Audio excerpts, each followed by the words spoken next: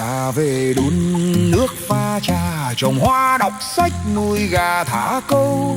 Xin đời thôi bớt lo âu, chẳng mong nhung gớm chỉ cầu bình an. Người ra phố thị thênh thang, ta về ngõ vắng nắng vàng sau hiên. Ta đi tìm mình ở phương Nam.